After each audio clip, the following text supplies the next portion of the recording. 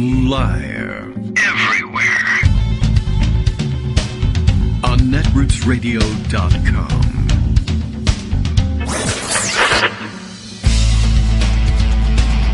David Waldman. Kagro. In the morning.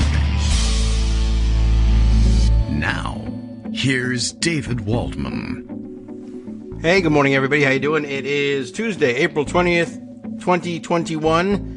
Does that make today Earth Day? Is that where we are? Earth Day 420? Or, I guess if you're, a legalization activist, you have a different thing in mind for 420. Everyone thinks that's so cute. I don't know. I wonder if that's really true, anyway, about do the police ever actually use that? Or no real idea.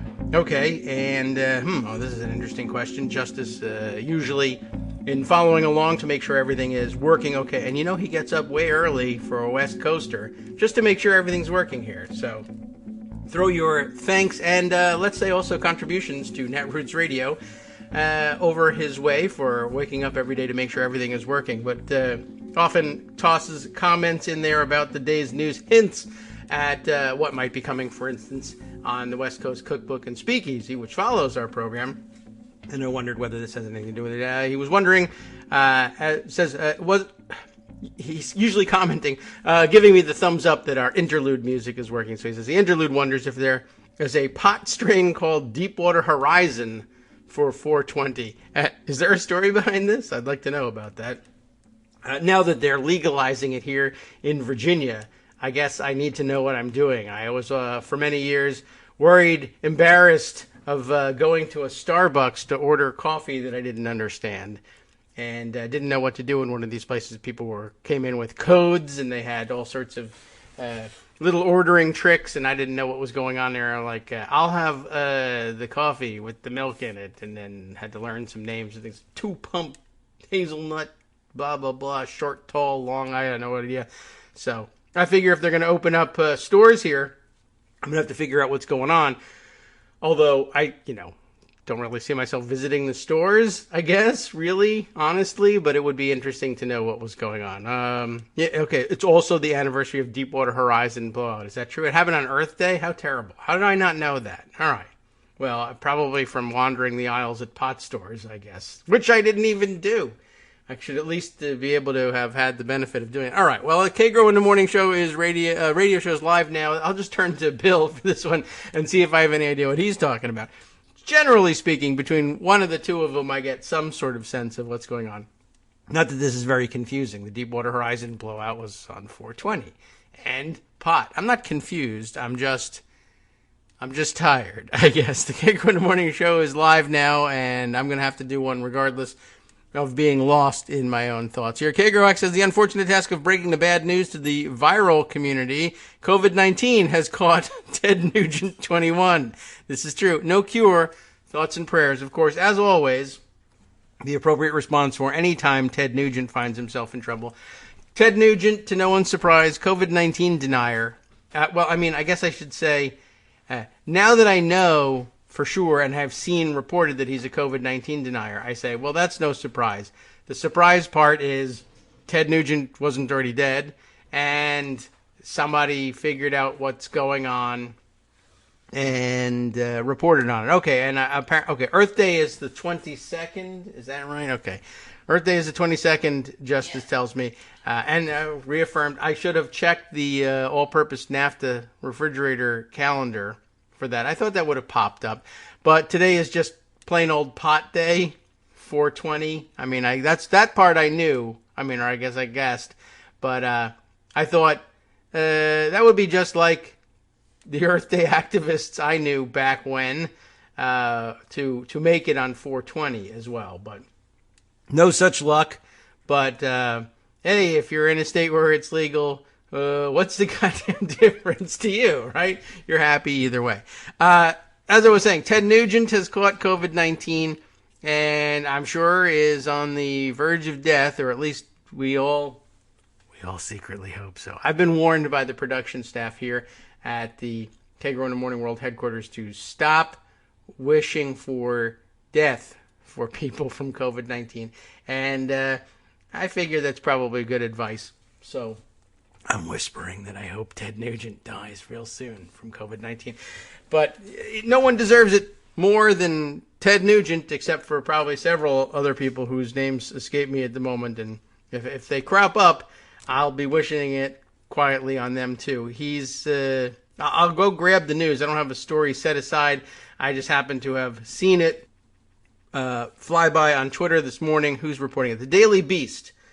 Sure, why not? Ted Nugent catches coronavirus after year of telling us the pandemic is all fake. That's why I like the story. And those are the people who should get it and maybe die from it. Jamie Ross, who doesn't say as much, is reporting. She's just reporting the news.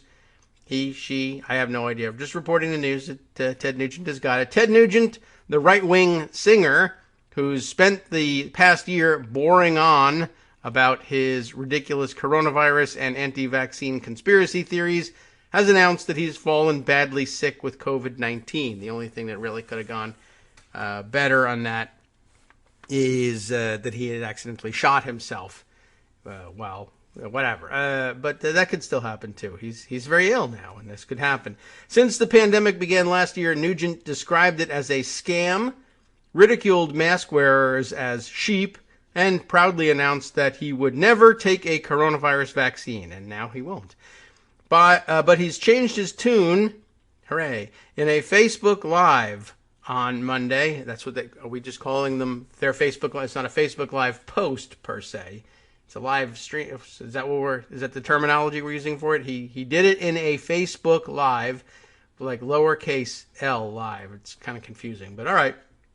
On Monday, when he complained to viewers, I have had flu symptoms for the past 10 days. I thought I was dying. I thought you were dying. Just a cluster F. He's not afraid to use the real word on Facebook Live. So he did. I was tested positive today. What a hoax. I got the Chinese crap. He's using the S word here. So once again, he's got to throw in a little racist stuff as well. It's so Chinese, by the way, that we have 32 million more cases than they ever had, or at least ever reported. And whatever. So he can blame the Chinese for it, but he's the one that did it to himself. I've got a stuffed up head, body aches. My God, what a pain in the ass. I literally could hardly crawl out of bed the last few days, and I see no reason why you should have tried. But that's what he's doing with his last few days, I'm hoping, on Earth, is complaining that somehow it's all the Chinese fault. Another bit of news for the day. It is Pot Day. It is 2 days to Earth Day. It is the day I found out that Ted Nugent had pretty serious case of COVID-19, and I find out that it is Monica's birthday as well. Congratulations and happy birthday to faithful listener, Dr. We find her on Twitter. What's the Twitter handle that you're using these days? Everybody's now disguising their. She's Mommy CA20. If you want to follow along, but you're probably already following along because the community of listeners following one another on Twitter, I think, is pretty well integrated at this point. Dr. Monica CH. We just have the ch, I guess. Is that part of your last name? Can you reveal that as part of a birthday gift, a reverse birthday gift to all of us? Happy birthday to Monica. Thanks for letting me know. And I'll probably never forget that unless I actually make it to a pot store, in which case it's all over with and you're going to have to do it all over again. Anyway, so that's a lot to start with. So Ted Nugent, it struck me this morning, I was actually less moved by the fact that Ted Nugent had coronavirus. Like, okay, that's fine. I'm happy about that. But I didn't want to make too big a deal out of Ted Nugent having coronavirus after a year of telling us that the pandemic is all fake, when that has already happened to a guy who was supposedly president of the United States at the time. And we still didn't give a crap. Like I said, there's no bigger story than a denialist getting COVID when the denialist is the president of the United States and ostensibly in charge of helping us fight off the disease and prevent the pandemic from destroying the world. or at least beginning with the United States. But as I was tweeting this morning, and I guess people have caught on with this one, this already happened to a guy who I was originally saying that I ran out of space in Twitter, allegedly, anyway, president of the United States at the time. And not only did nothing change among denialists, right? Like, I mean, Trump denied everything, caught COVID, practically died, saved himself with a secret stockpile of monoclonal therapies being kept at the White House. People, I think, they've more or less forgotten the story, unless it's been disavowed at some point, because somebody asked me about the story, and now I can't put my fingers on the story immediately, but that he was treated at the White House before he went to Walter Reed, and I don't think that was clear to everyone at the time, and I think it was a bit of a later revelation that he had been stockpiling one or another of these therapies at the White House for himself and for his family, which just makes it all the worse, in my view. So he denies it, plays down the virus, catches the virus, practically dies from it, then goes on to use this secret stockpile of treatments to save his own life. And then, of course, it's reported in the papers, that all gets out, and he manages to get out of the hospital and survive the things, at which point he then says, one, I have great genes, so I survived because I'm so awesome. But don't worry, there's miracle drugs. I call them a cure. And he, remember the whole thing. He went out and he made a video using the White House as a backdrop. The President of the United States tells everybody there's a miracle cure for this disease which is ravaging the world. By the way, it's about October 10th, October 8th at this point. We're in the heat of a re-election campaign. He tells the senior citizens who are still cowering in their homes for fear of the disease, waiting for the development of a vaccine, which seems to be close, but in the meantime, haven't seen their families in months and are, still wearing masks and washing down their groceries and all sorts of precautions being taken. And the President of the United States on the White House lawn says, there's a miracle cure. We've just discovered it. It saved my life. I'm going to give it to all vulnerable seniors. You're vulnerable. You don't want to admit it, but it's true, right? I'll give all vulnerable seniors this miracle cure for free. You're all going to get it. We're going to save you all. It's now, at the time he does this, it's a month from Election Day. And then, of course, the reality is, he F's the F off, walks away, plays golf, mostly concentrates on stealing the election at this point instead, and then post-election continues to obsess over stealing the election instead of doing anything about distributing any of these drugs. Now, there's stories behind why it was never going to work for him to promise everybody these drugs, but whatever. The point is, he's on television and on the White House lawn promising everybody, the story. Then he walks away. 365,000 more people die after the leader of the free world on the White House lawn with the White House as a backdrop says, I'm going to save you with free drugs that saved me. I was going to die from this thing. I got saved. We know what drugs did it. You're going to have them. You did not have them. And now, at this point, 365,000 more people are dead. And, okay, so the same story, I guess, is about to happen with Ted Nugent. He's not president of the United States. He's not promising anybody Regeneron therapy or anything like that. But how many more of these stories really count after the president of the United States has this happen, right? I don't know. It's interesting to know. It's nothing wrong with reporting, and I'm glad to know the news. I'll be gladder to find out that he finally dies from the thing. So, but the value, I think, is somewhat diminished in the wake of the president thing, and we don't care. We, as I said again, tweeting this morning, we genuinely do not seem to give a crap about the most disgusting COVID lie ever told. And, of course, that makes me wonder when we're going to find out that history will demand to know why we didn't hang Trump.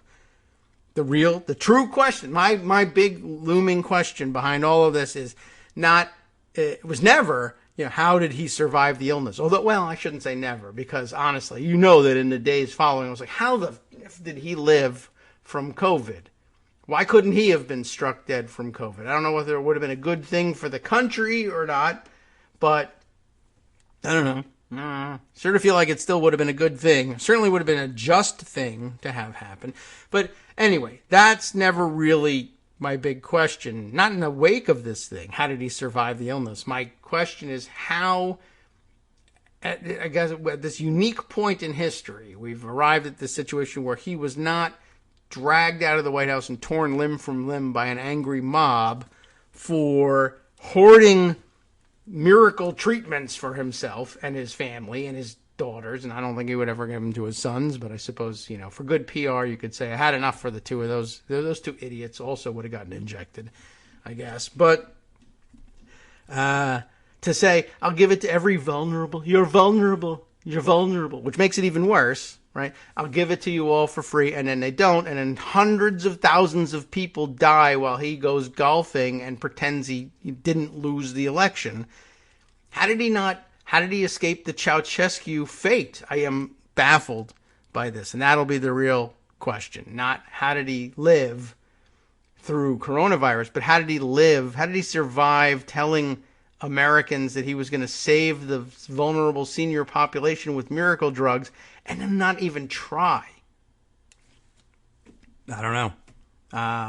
And then, of course, I had to bring out the old photos of Trump sitting in the golden rooms and the golden thrones of Trump Tower and wonder, who would have guessed that this guy would secretly hoard expensive experimental treatments for himself in the White House. The White House! And then promise them to millions of people in the middle of the election, and then do nothing while hundreds of thousands of people died, and whatever. And la-di-da. And at the same time, I happened to see Talking Points memo tweeting, Trump is, quote, beyond seriously, I don't know how we're supposed to take that, but beyond seriously considering 2024 presidential bid. Which again only brings me back to, why didn't he die from coronavirus? But, fine. Fantastic. He has a heart attack at a rally. Nothing could be better. Except, of course, him not running. That would also be better. And I don't have to wish death on him to get that job done. So, all right.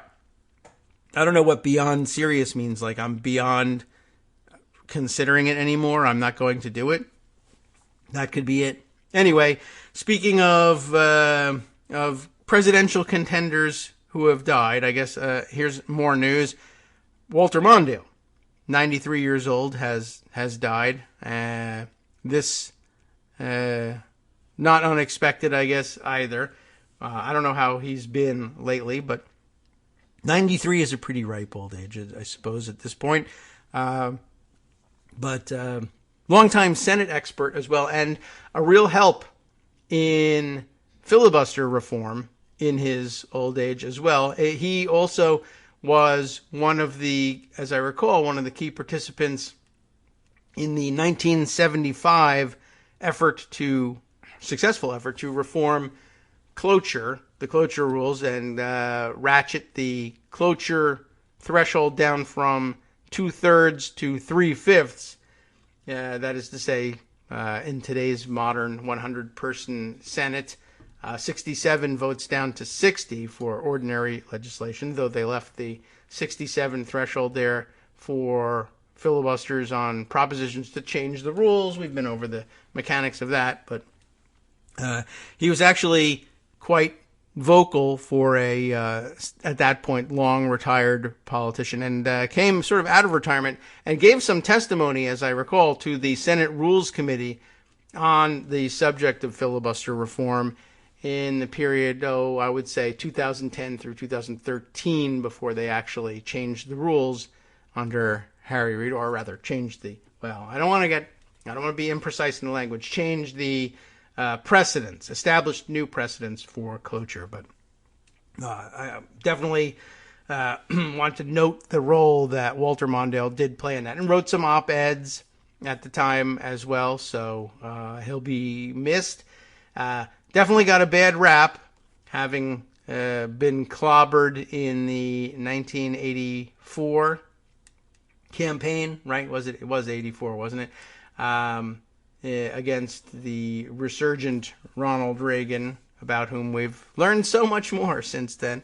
But we'll take note of that passing as well and move on from there. Let's see. We got a couple of minutes to start down the list of stories I have put aside in Pocket. There's a couple of them here, although some of them are Twitter-based, and I have to click on them to go and find out exactly what they are all about. Oh, yes, this was an interesting small note from, let's see, where did this come from on Twitter? Lauren Weber, Midwest correspondent for KH News, Kaiser Health News, to be more specific, noting that nearly 1 in 6 Americans, this is an interesting, a very interesting stat for the pandemic. 1 in 6 Americans lost, what? Who? A family member? No. Lost a local public health leader during the pandemic. Not to say that they were, lost to the coronavirus, but rather that they were thrown out of office or resigned because they were working under threat. That's a really interesting bit of news. 1 in 6 Americans, or nearly 1 in 6 Americans, lost a local public health leader during the pandemic. Our AP, KH News, underfunded, under threat team found. That's actually a hashtag, underfunded, under threat. Billions have been spent to fight the pandemic, but what happens next? Interesting question, and probably a good article, but what an interesting approach to the issue. I might read the rest of her thread here. That might negate any necessity to read the article, which would be a shame. But it's illustrated also by a map that says here, at least 248 state and local public health department leaders have resigned, retired, or been fired during the pandemic. 16% of Americans lost a local public health leader in the past year. So it's a map with lots of dots, and the dots represent the size of the dot represents the number of exits from public health positions, I guess, during the past year. I don't know if that's I guess that's a helpful map. It's a little weird. And the sizes of the dots basically indicate whether 1, 2, or 3 people have left during the past year. And at that point, it's sort of like, I don't know, doing this at scale for the entire United States. At any rate, it's an interesting statistic to keep. And of course, the import of it is, I think, outlined in this thread. Billions have been spent to fight the pandemic, but what happens next? Public health officials, used to juggling bare bones budgets, worry the billions from Congress will soon dry up, just as it has after previous crises such as 9/11, SARS, and Ebola. Something happens. We throw a ton of money at it. This is a quote from the piece, I guess. And then in a year or two, we go back to our shrunken budgets and we can't do the minimum things we have to do day in and day out, let alone be prepared for the next emergency. I guess really something of a chronic crisis in public health administration. Constantly starved for resources, but yet also constantly facing the threat of the next big thing. And it's always too late. And who knows whether more money could have prevented something from happening. I don't know if that's necessarily the real dynamic at play here. But certainly steadier budgets would be a wise thing. Several lawmakers led by Democratic U.S. Representative Senator. Oh, that's interesting. I don't know why it's put this way. Several lawmakers led by Democratic U.S. and then Twitter handle at Patty Murray. I guess the word senator got accidentally eliminated here. Democratic U.S. Senator Patty Murray of Washington are looking to end the boom-bust cycle with legislation that would eventually provide $4.5 billion annually in core public health funding. That would help update and maintain lagging public health data systems like that in Ohio, which was created before the invention of the iPhone as well as pay for hiring of high-skilled public health professionals. Patty Hayes, head of the Seattle and King County Health Department, is thrilled Microsoft and Starbucks of all people, helped supplement public health gaps during COVID, but she can't help but wonder how the pandemic would have been different if the department had been fully funded to start. Not to mention fully caffeinated, I suppose. Let's see, what else? Also, I guess in the thread here, a reply. Yes, okay, I'm sorry. Just, I guess, an added threaded thing. It stands apart for some reason. Another quote. They'll look back at this response to the pandemic in this country as a great example of a failure of a country to prioritize the health of its citizens because it didn't commit to public health, she said. Concluding that will be part of the story. The she, I guess, must be the person in the picture illustrating the article now attached to this thing. Public health experts worry about boom-bust cycle of support. And if I can just scroll down a little further, we'll get a caption and tell us who this person is. Dr. Mashika Roberts, the health commissioner of Columbus, Ohio, who has watched public health funding decline, then surge with relief funding. She now worries about what will happen after the pandemic. And it's a good question. And something to keep an eye on, and we'll be budgeting for it in the next year or so, and questions will arise as to what sort of sustained effort we should be putting into it. I guess we can be optimistic given the way that the Biden administration has responded to the crisis so far and been creative in shoehorning earmarks for different parts of things that are now redefined as infrastructure, properly so. And perhaps, given the way they've handled the infrastructure question, maybe the infrastructure of public health can be a part of budgets in the future. We'll be right back. Hi, it's me, David Waldman, your host for Kagro in the Morning. I have good news to report. Many more listeners like you are making critical contributions that keep our show on the air. Makes good sense, of course, and patreon.com, Patreon.com, makes it simple. Now you can make easy, secure, recurring monthly contributions to support our show. Patreon.com/KagroX gets you straight to our donation page. Maybe you'd like to thank us for helping keep you sane during the Trump era. Maybe you're looking forward to in-depth explanations of what's going on in the Biden administration. Whatever it is that keeps you listening, we need your help to keep bringing it to you. And hey, if you happen to prefer using PayPal or even the Square Cash app, we're up and running with those options too. Thanks again, everyone, for all of your support. We literally could not do this without you.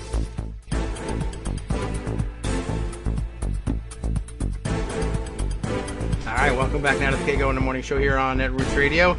All right, let's see. What else can we update everyone on? I'll save the secret story of what's going on with the Senate parliamentarian for a little later so we can brief it and discuss it perhaps with Joan when she makes her way here. Lots of other things to catch up on, though. And I did do some brief reading in Wikipedia at Greg's suggestion yesterday. Was it on the Kerner Commission that he mentioned, a good historical example of an investigative commission appointed by executive order. And as I read, for instance, over on the front page of Daily Kos from yesterday, this morning, okay. I didn't scroll as far back as I thought, but this morning, just after 8 a.m. Eastern Time, as Carrie Eleveld writes on the front page, Pelosi's efforts to launch independent probe of the January 6th siege run into giant GOP, GOP, unreality bubble. That's a good way of putting it. And, I think we're up to date on the story, but I'd like to see the way Carrie summarizes it here. As House Speaker Nancy Pelosi makes a second attempt, let me click through to get the full text here, second attempt to formulate an independent commission to investigate what caused the January 6th attack on the Capitol. I think we know what caused it, but I get the idea. She appears unlikely to ever get a helping hand from House Republicans, because House Republicans caused the January 6th attack on the Capitol, and they're not going to help you catch them. Pelosi is reportedly just starting to share the second draft of her outline for an outside commission with her GOP counterparts after they dismissed her first proposal out of hand.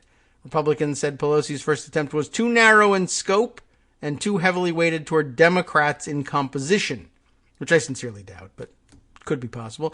According to the Washington Post, anyway, in a letter to her Democratic colleagues, Pelosi wrote, "It is my hope that we can reach agreement very soon, but the reality is Pelosi simply may not be able to achieve bipartisan agreement on the direction and makeup of such a commission. Other options for investigating the attack could include appointing a select committee of House members to conduct an inquiry, or simply allowing the congressional committees already conducting probes to do their work in hopes that it could help inform the work of a future commission." Although Pelosi has indicated she certainly prefers naming an external commission to take on the task, but whatever the course the Democrats take, they are certain to meet with opposition from Republicans, many of whom baselessly continue to believe, or at least claim, Trump was the rightful winner of 2020, and most of whom have no interest in tying the insurrection to his supporters or even other members of their own caucus. Republicans, for instance, have advocated for any commission to also examine whether adherents of Antifa or other left-wing groups were also involved in a deadly riot. Of course, to date, there's also no indication whatsoever that that is true, so it's nothing more than another baseless claim by Republicans. Perhaps we should also examine whether Mercury was in retrograde, thereby hindering communications among law enforcement officials and making them vulnerable to attack. Or, hey, perhaps they bought their emergency communications equipment at the urging of Rudy Giuliani, who famously killed a couple hundred firefighters by signing a sweetheart deal with Motorola for their radios, and their radios just didn't work in that situation, and apparently several dozen, if not hundreds of them, did not get the evacuate message in time to leave the World Trade Center as it was in imminent danger of collapse. But with working radios, might have heard that message and made it out. But whatever. In the meantime, he became America's mayor, then went crazy and contributed to, 2 impeachments of the president he supported and possibly the deaths of a couple 100,000 people from coronavirus as well. And whatever. He still walks the earth as well. Anyway, we have a real dilemma on our hands. Back to the reality here, said Norm Ornstein, an emeritus scholar with the American Enterprise Institute, and he told the Post, the political imperative at this point is to discredit any investigation, deny any ties either to Donald Trump or the members of Congress who either helped to plan the riot or helped to incite it. Both pronunciations of either and either in that same sentence. Isn't that amazing? The work of the investigating committees has already been hampered as Republicans accuse Democrats of refusing to scrutinize the left as potential instigators of the attack. Only a handful of House Republicans have shown any interest in trying to document the origins of the event, and determine what led to the breach of the Capitol. Most of the House committees have failed to hear testimony from any law enforcement or military officials who were charged with securing the Capitol that day. And as the Post points out, the dismal progress in the House is being entirely outpaced by those of the Justice Department. Not only have federal prosecutors charged more than 400 people, but last week federal investigators secured their first guilty plea related to the insurrection from a member of the right-wing group Oath Keepers. That person is now cooperating with the federal investigation, keeping his oath. That's interesting. The Senate investigations have also proceeded apace, with final reports from the Senate Rules and Homeland Security Committees expected to be released next month.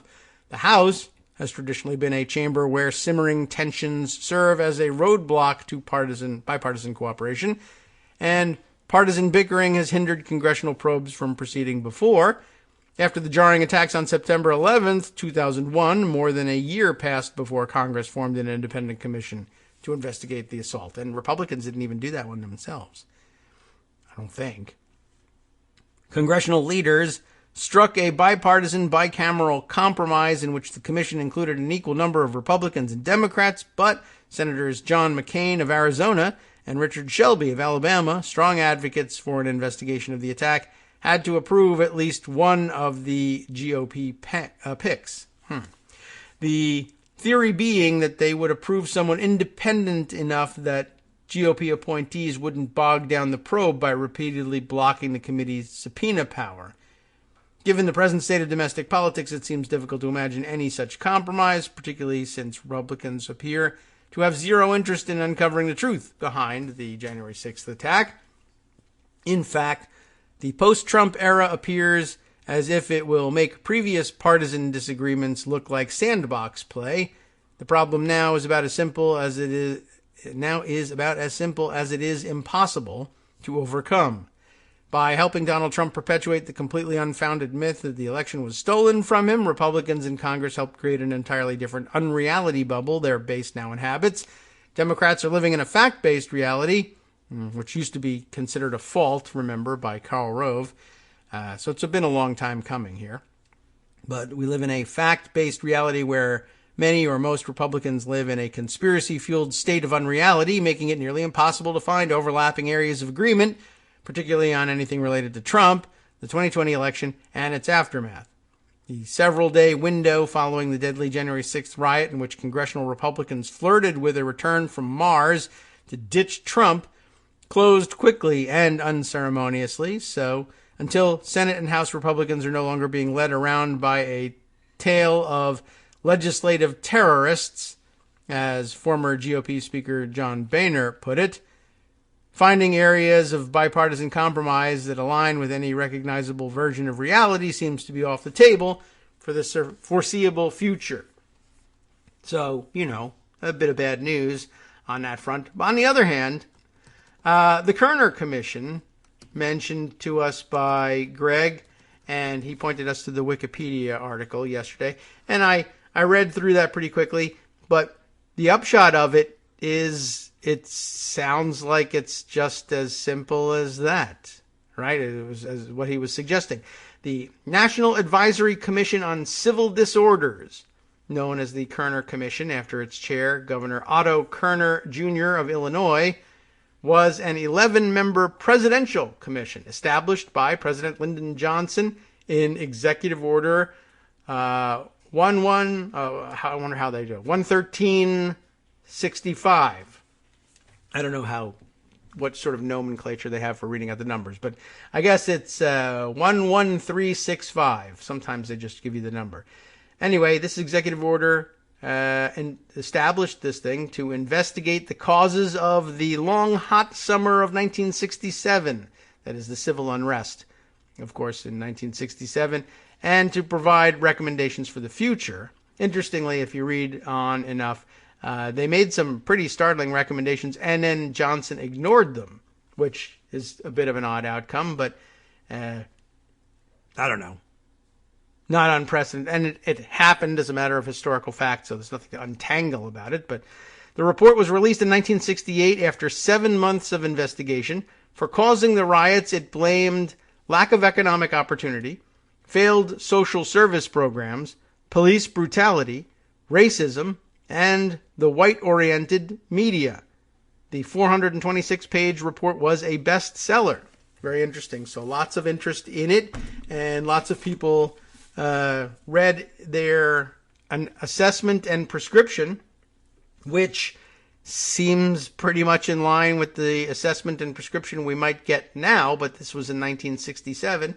And on the one hand, it's startling to see that they hit upon, well, I don't see how you could miss it, but hit upon the same formula then that they would hit upon now, and yet at the same time, how startling that 50-something years have passed and basically the same problem still exists and we really haven't done very much about it. So that's problematic.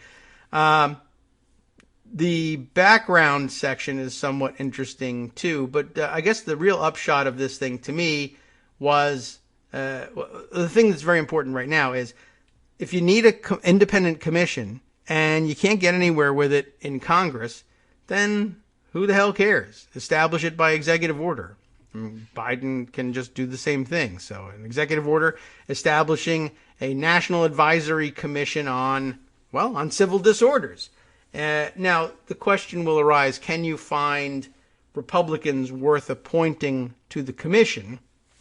And I guess to what extent would it be absolutely necessary to include an equal number of them at this point? But, the games we play, the press will have a field day with anything other than an evenly divided commission.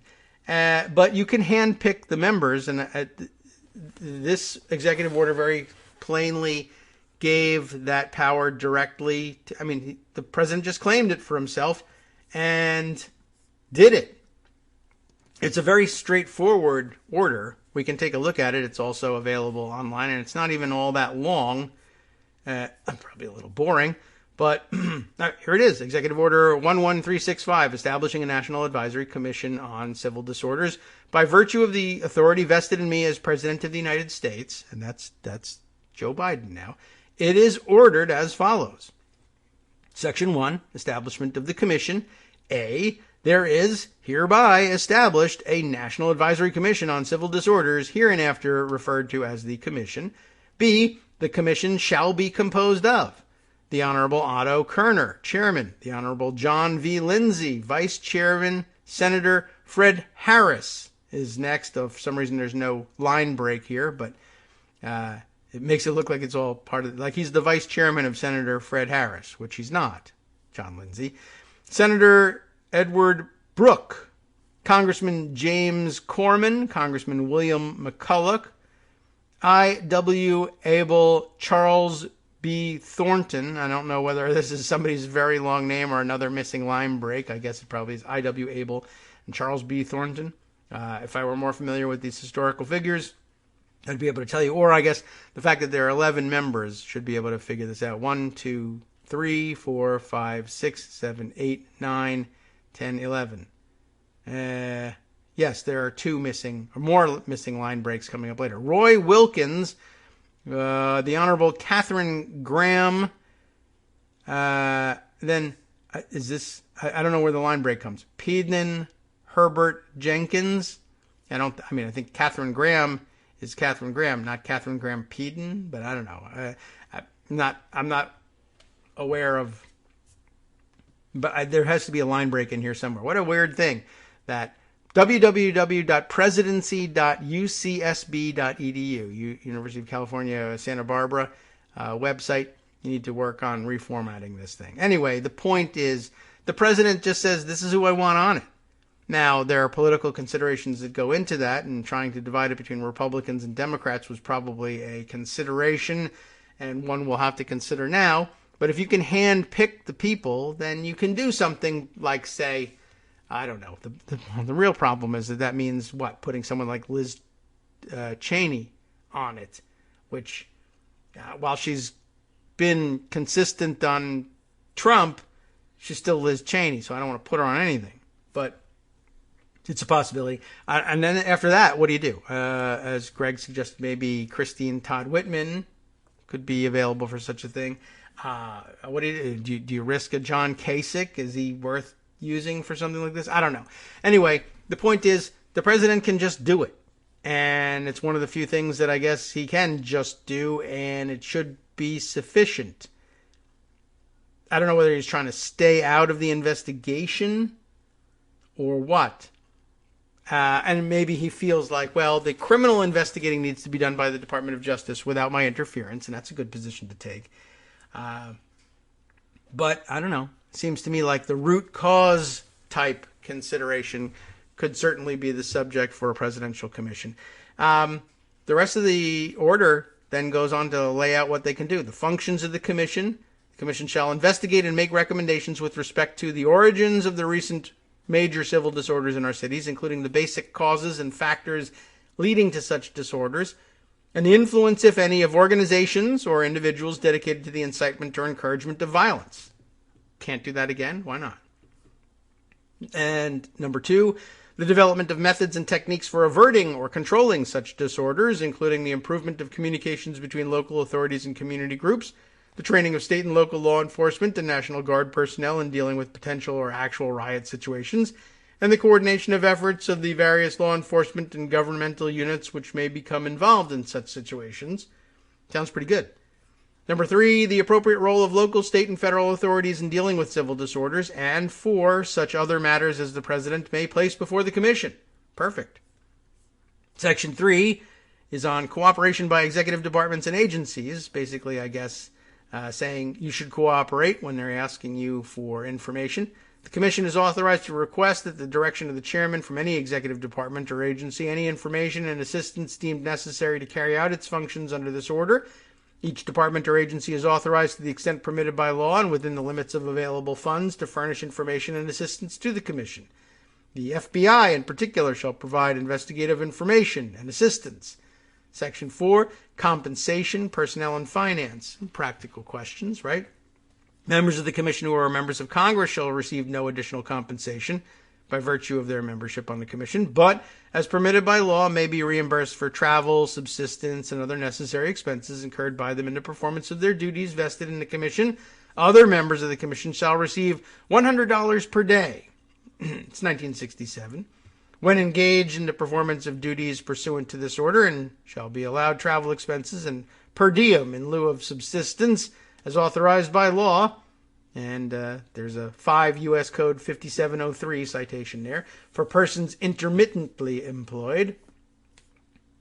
The Commission shall have an executive director who shall be designated by the President and receive such compensation as may hereafter be specified. The Commission is authorized to appoint and fix the compensation of such other personnel as may be necessary to enable it to carry out its functions, and it's authorized to obtain services in accordance with the provisions of 5 U.S. Code 3109. Look it up if you want to know what that's about. All necessary expenses incurred in connection with the work of the Commission shall be paid for from the Emergency Fund for the President. Oh, that might not exist anymore. Or such other appropriated funds as may be available for the purposes of the Commission. Section 5, and it's a possible roadblock, administrative services. The General Services Administration shall provide administrative services for the Commission on a reimbursable basis. Section 6, the last one, reports and termination. The Commission shall make an interim report as to its findings of fact no later than March 1st, 1968, and shall present its final report and recommendations not later than 1 year from the date of this order.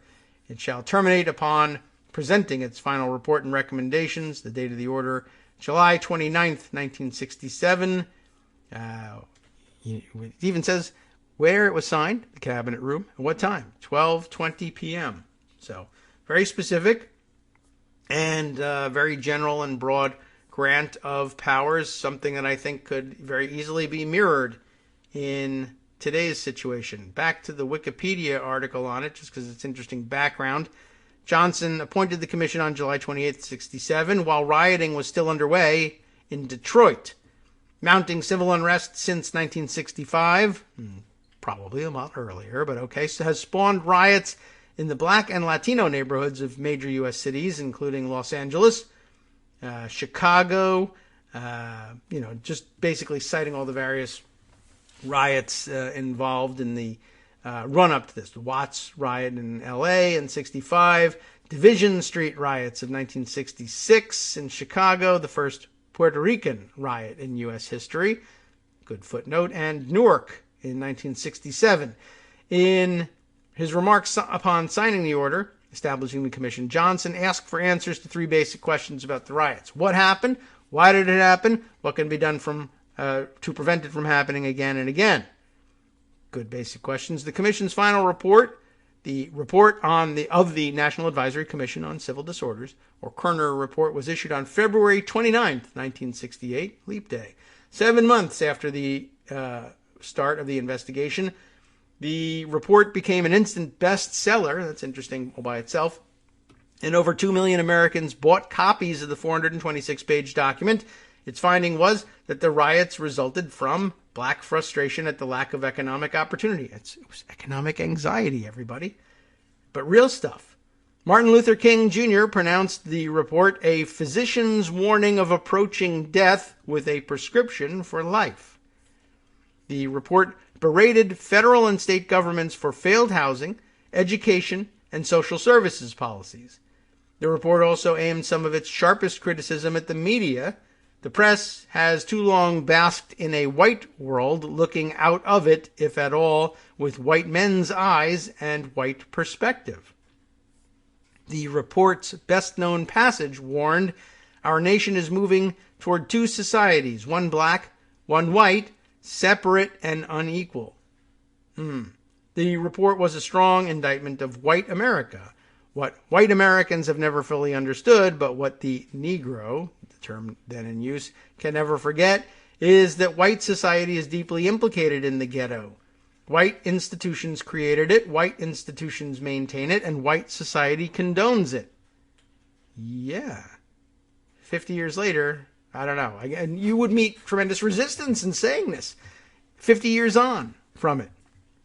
I mean, I'm sure you met tremendous resistance then, but okay. Its results suggested that one main cause of urban violence was white racism, and suggested that white America bore much of the responsibility for black rioting and rebellion. It called to create new jobs, constant refrain, construct new housing, and put a stop to de facto segregation in order to wipe out the destructive ghetto environment. In order to do so, the report recommended for government programs to provide needed services, to hire more diverse and sensitive police forces, hello, anything? And most notably, to invest billions in housing programs aimed at breaking up residential segregation. Among other points, the Commission's suggestions included, unless, and this is a quote from the piece here, unless there are sharp changes in the factors influencing Negro settlement patterns within metropolitan areas, there is little doubt that the trend toward Negro majorities will continue. Another bullet-pointed quote here, providing employment for the swelling Negro ghetto population will require opening suburban residential areas to Negroes and encouraging them to move closer to industrial centers. You can see that got a good reception, too. Cities will have Negro majorities by 1985, and the suburbs ringing them will remain largely all white unless there are major changes in Negro fertility rates, the migration, settlement patterns, or public policy. I guess we didn't get that. We believe that the emphasis of the program should be changed from traditional publicly built slum-based high-rise projects to smaller units on scattered sites. The Law Enforcement Assistance Administration released federal funding for local police forces in response. Appointed by Johnson to serve as the Commission's executive director, David Ginsburg played a pivotal role in writing the Commission's findings. And then on to the section of the legacy of the report. I find this quite fascinating, really. President Johnson, who had already pushed through the Civil Rights Act and the Voting Rights Act, ignored the report and rejected the Kerner Commission's recommendations. In April of 1968, 1 month after the release of the Kerner report, rioting broke out in more than 100 cities, of course, following the assassination of Dr. Martin Luther King Jr. And I guess the thinking must have been at the time, just before the assassination, well, I've already done these great things, the Civil Rights Act and the Voting Rights Act, and that will address a lot of this, but it didn't address everything. Presidents Richard Nixon, Gerald Ford, Ronald Reagan, and Donald Trump, I guess probably a relatively new addition to this article, espoused a law and order platform that favored strong policing and suppression of riots. As the report predicted, incidents of police brutality continued to spark riots and protest marches even after the 1960s had ended, including the 1980 Miami riots, 1989 Miami riot, 1992 Los Angeles riots, and West Las Vegas riots, 1992 Washington Heights riots, St. Petersburg, Florida riots of 1996, Cincinnati riots of 2001, 2013 Flatbush riots, 2009 and 2010 riots associated with the shooting of Oscar Grant, 2014 Oakland riots, 2014 Ferguson unrest, different term, 2015 Baltimore protests, 2016 Charlotte riot, 2016 Milwaukee riots, 2017 Anaheim protests, 2017 St. Louis protests, and the 2020 George Floyd protests. To mark the 30th anniversary of the Kerner Report, the Eisenhower Foundation in 1998 sponsored two complementary reports, The Millennium Breach and Locked in the Poorhouse. The Millennium Breach, co-authored by former Senator and Commission member Fred R. Harris, found the racial divide had grown in the subsequent years, with inner-city unemployment at crisis levels. The Millennium Breach found that most of the decade that followed the Kerner Report, America made progress on principal fronts the report dealt with, race, poverty, and inner cities. Then progress stopped and in some ways reversed by a series of economic shocks and trends and the government's action and inaction. And of course, most of the reasoning there mentioned just a minute ago. Presidents Nixon, Ford, Reagan, and Trump. Bushes get away with everything on this one. Harris reported, today, 30 years after the Kerner Report, there is more poverty in America. It is deeper, blacker, and browner than before, and it is more concentrated in the cities which have become America's poorhouses. We'll end with some criticism of the report before taking our top of the hour break. At a 1998 lecture commemorating the 30th anniversary of the report, Stephen Thernstrom, a conservative voice and professor of history at Harvard University, argued, because the commission took for granted that the riots were the fault of white racism, it would have been awkward to have had to confront the question of why liberal Detroit blew up while Birmingham and other southern cities where conditions for blacks were infinitely worse did not. Really? Was it that difficult to figure out? Likewise, if the problem was white racism, why didn't the riots occur in the 1930s when prevailing white racial attitudes were far more barbaric than they were in the 1960s? And, well, barbarism has a tendency to tamp down on rioting. I mean, it's effective in keeping people from rioting, but it's not effective from keeping people boiling over, I guess. And eventually rioting as well. It too, it doesn't prevent everything. But okay, interesting question. Others refute this criticism by pointing to the importance of expectations. In Alabama and other states, black people could only survive by, quote, knowing their place. In the North, black people expected fair treatment. So their mistake. Sorry about that. Anyway, further links to the various members of the commission, this time with proper line breaks, so we can take a look at that, or you can check it out on your own. We'll be back after just a short break next.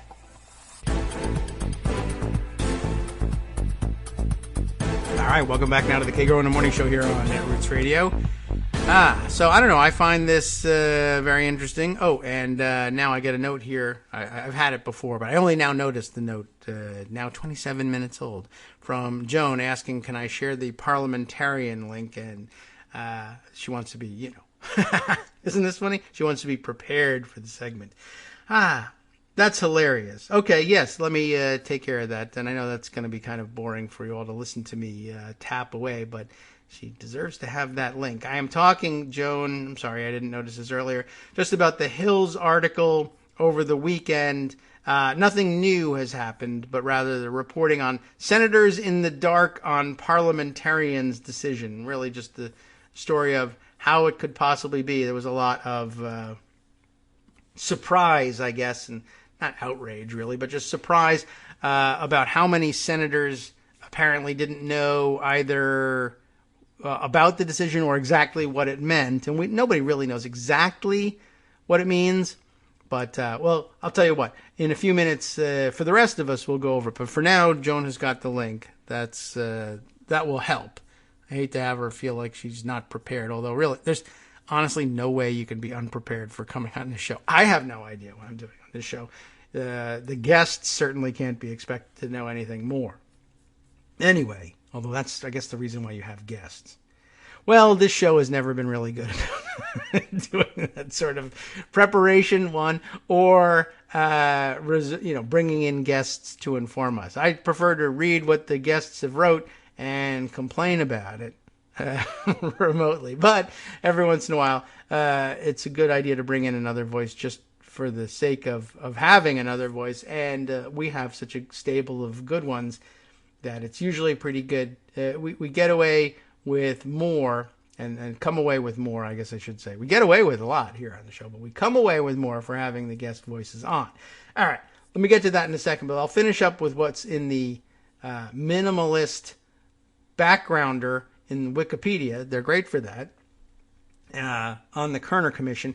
They have broken up the lines properly, so now we can go through who everyone is. Oh, okay. And now this answers the question on Katharine Graham. It's not Katharine Graham, the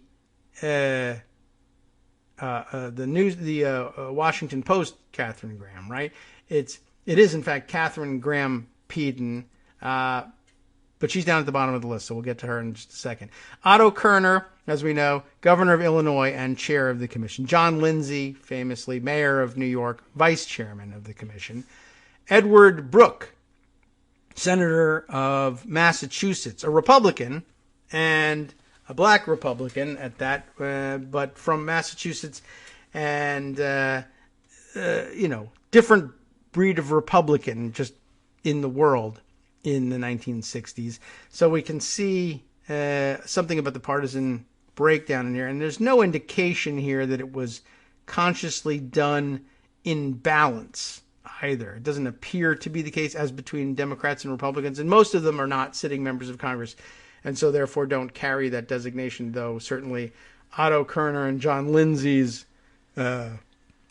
affiliations would have been well known. Not that they're all that well known to me, but I guess we ought to just check and see, right? I don't know anything about Otto Kerner, but not only 33rd governor of Illinois, but a United States Circuit judge on and state court, U.S. Court of Appeals for the 7th Circuit. So, but how about this? Forced to step down from the bench after being convicted of mail fraud. And then, sure, have a seat on the commission. Just, okay.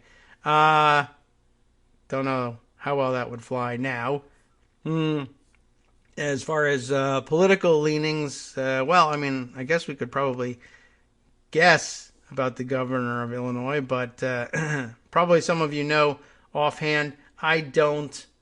But he was a Democrat, and I doubt very much whether the chairmanship of the commission would have been handed to a Republican by Lyndon Johnson.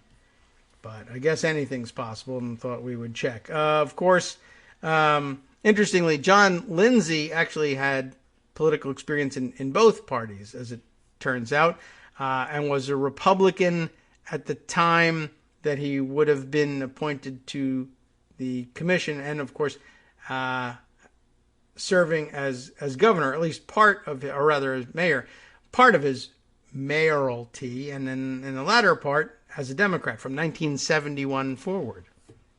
Very interesting.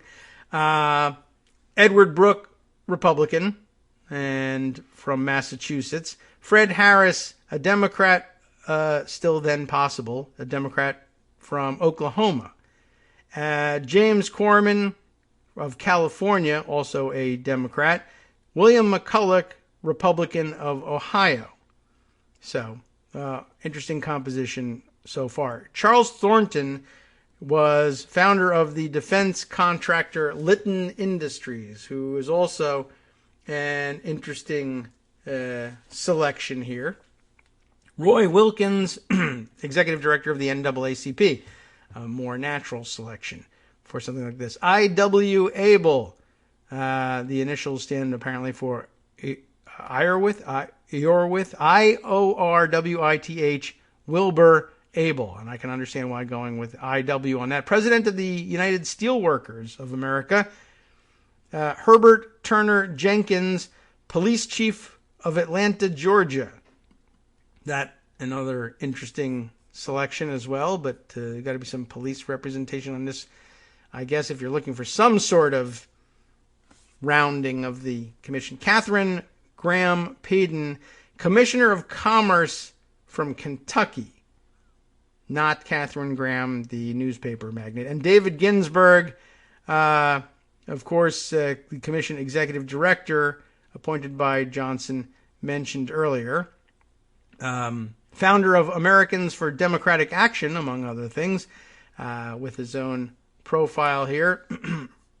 And very interesting in his own right, of course. And let's see, what other things might we want to... I'm kind of interested in looking into Catherine Graham Peden. That seems like an interesting choice. Catherine Graham Peden, it's P-E-D-E-N. I hope I'm pronouncing the last name right. The first woman appointed as the Commissioner of Commerce in Kentucky.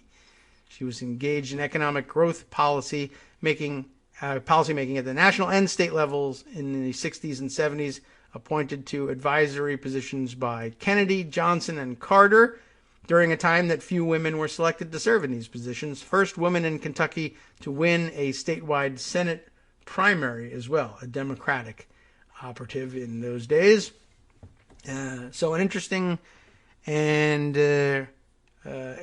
rather inclusive thing. Really the point here, I guess I can just sum it up by saying the opportunity is certainly available to President Biden to do something similar, and no particular requirement on this historical precedent of balance as between members of the two parties, though there was bipartisan participation certainly, but no definite requirement of balance. And I suppose in some of these cases you would be able to claim that some of these people serve in a nonpartisan capacity. Something to consider, and quite frankly I'm amazed that it hasn't been considered already, except that Craig suggested it, and probably that comes from having seen it suggested somewhere. But they ought to be taking it more seriously and talking more about that than about the inability of Congress to create such a commission on its own. That's a given, and we should move on to something that works at this point. All right, so now laying the groundwork for discussion with Joan. I mean, I think the thing to do here, she's on for, she's a limited amount of time. We should lay the groundwork ahead of time so that we're not reading the article when she gets on. Senators in the dark on parliamentarians' decision is the subject of the Hill's piece from over the weekend. Jordan Carney writing this piece. Could be Jourdain. That's how it's spelled anyway. But we'll see. Probably we'll never find out about the pronunciation. A parliamentarian's ruling touted as a breakthrough for the Democratic agenda is putting the Senate in uncharted territory and sparking confusion. You know about the decision already. It's the one we discussed last week, wherein the parliamentarian rules it basically in order for the Senate to consider a revised budget resolution and permitting this revised budgetary resolution to carry in it additional reconciliation instructions, which would lay the foundation for bringing a second reconciliation bill, or third or fourth or fifth, depending on how many instructions were issued and how they chose to handle them, but basically clearing the way for another reconciliation bill. We discussed it and the mechanics of it last week.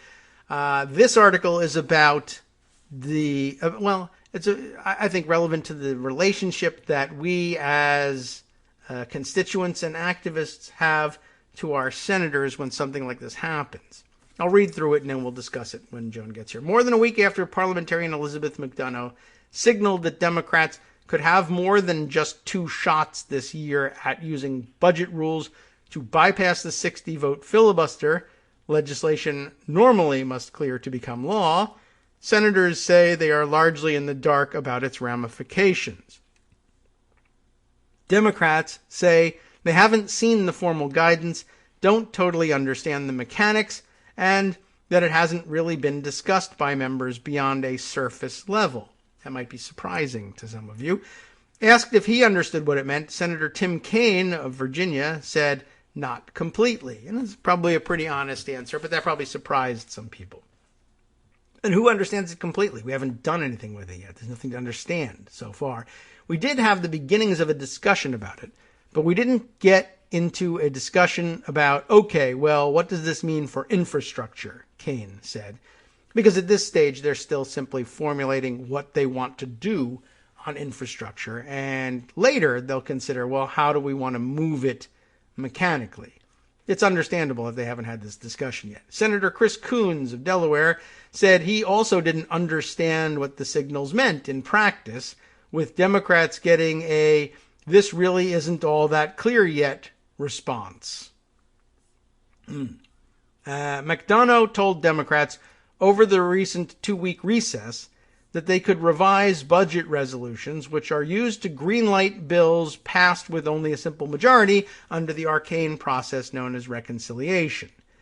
The news was immediately interpreted as a significant breakthrough for Senate Majority Leader Charles Schumer of New York that would make it easier to move big-ticket items on Biden's agenda despite GOP opposition.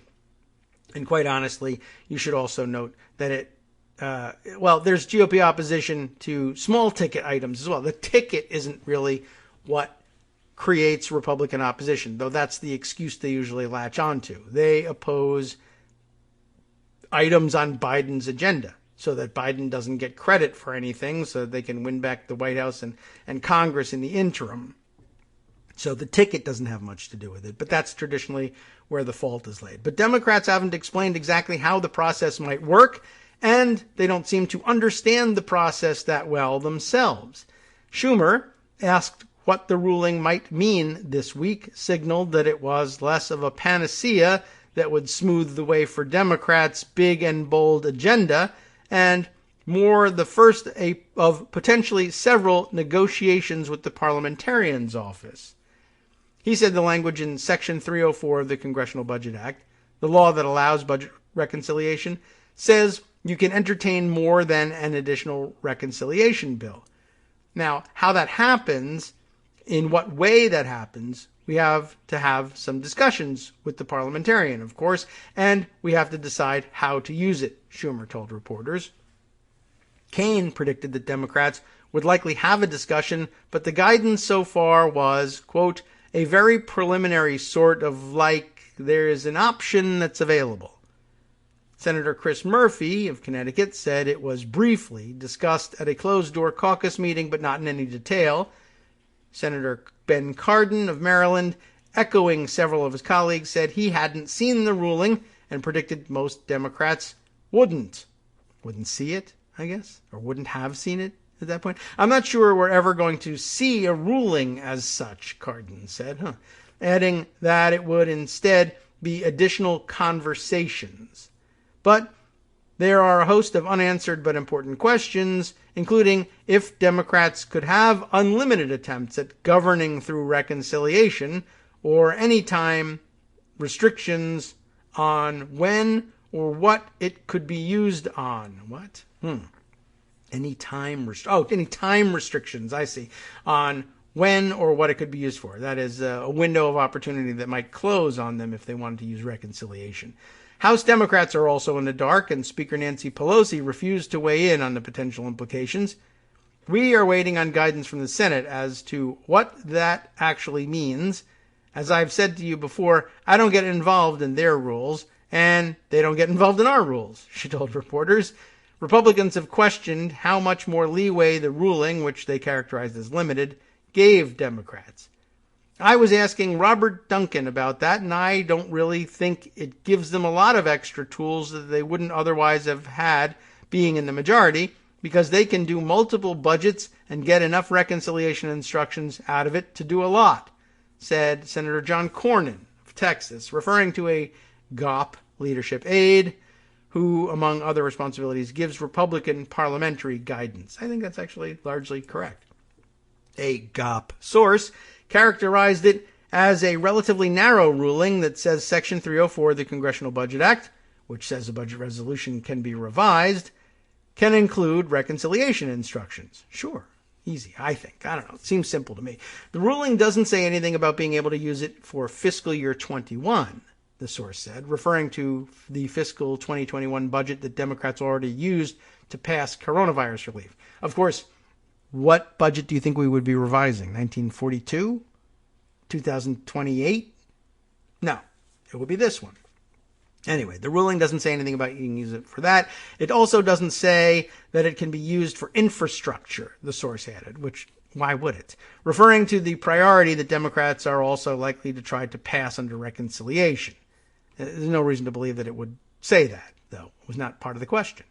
There are also natural limits, it's not natural, they're statutory, or rules-bound limits that Democrats would face, including that any of the proposals would still need to be compliant with the Byrd Rule, not a natural law or anything, a snag that sank progressive hopes of passing the $15 per hour minimum wage as part of the coronavirus package. But Democrats could potentially use the extra shots at reconciliation to break up their infrastructure package. they wanted to. I don't know why they keep discussing that. Pass more COVID-19 relief, change the eligibility age for Medicare, or raise the debt ceiling. It could also all be for naught. To use reconciliation, Democrats need all 50 of their members on board with a policy. Senator Joe Manchin has indicated that in addition to opposing nixing the 60-vote legislative filibuster, he's also not sold on the widespread use of reconciliation. We should all be alarmed, for some reason, at how the budget reconciliation process is being used by both parties to stifle debate around the major issues facing our country today. Manchin wrote in an op-ed for the Washington Post, except that doesn't make any sense because there's been more debate around major issues facing our country today under the budget resolutions and reconciliation than there has been under any other conditions. More votes on more amendments concerning more things than under regular order for many, many years. So he's got it exactly backwards, but he needs to say that in order to justify his filibuster position. But and of course, to remain a key vote in the life or death of another reconciliation bill as well. But top Democrats have signaled that they will likely pass most, if not all, of Biden's $2.3 trillion infrastructure and spending plan under reconciliation. Though Democrats are having talks with their GOP colleagues about what a bipartisan bill could look like, they face an uphill stretch amid deep divisions with Republicans over how to pay for a bill and what qualifies as infrastructure. Meanwhile, progressives are pushing their party to go well beyond Biden's plan to also include things like health care, child care, and even immigration, which I'm not sure is beyond Biden's plan necessarily. Senate Budget Committee Chairman Bernie Sanders told reporters that he was working on what needed to be done before Democrats could revise the fiscal 2021 resolution that they previously used to pass the coronavirus bill. But, he added, nobody knows what's going to be in the next reconciliation package. I'm glad you're asking me about a question that nobody knows the answer to, he said. And he said it just that way, as I understand. So, let's see. That's pretty interesting all by itself. And Joan tells me that there's another article that she's working her way through now, which might also be wise to read through and lay the groundwork for so that we can help her work through it. On the air here, GOP eyes new strategy to derail Biden infrastructure plan, Alexander Bolton writes in The Hill today. 4:20, how about that? 6 a.m. He hasn't been smoking too much, unless he just was up all night. But anyway, Republicans say President Biden's $2.3 billion infrastructure package will have a tough time getting through the Senate intact because of several key provisions that will open the legislation up to parliamentary challenges under the arcane Byrd rule. We can guess about that. GOP lawmakers plan to raise numerous procedural objections to the eventual bill, of course, arguing that various elements violate the special budgetary rules Democrats plan to use to pass the measure in the 50-50 Senate with a simple majority vote. It's a target-rich environment, said Senator Lindsey Graham. Remember, the targets are infrastructure investments in your neighborhood. Lindsey Graham says this is target-rich. There's hundreds of important infrastructure projects that will help the American people in thousands of communities across America that I would like to target for elimination. He's rubbing his hands together, getting ready to do that. Rob you of the things you need in your neighborhood. That name again, Lindsey Graham. Anyway, he, of course, the ranking member of the Senate Budget Committee who will take the point in raising procedural objections to the Democratic infrastructure bill. There are a lot of problems, he says. Graham says he has been in discussion with his staff about how to use the Byrd rule to block components of Biden's infrastructure plan if Democrats pursue budget reconciliation process, allowing them to sidestep a likely GOP filibuster. How to do it? You raise a point of order. The end. I mean, what they're doing is selecting projects to target. At the top of the Republican target list is a section of Biden's proposal related to legislation that would make it easier for unions to organize.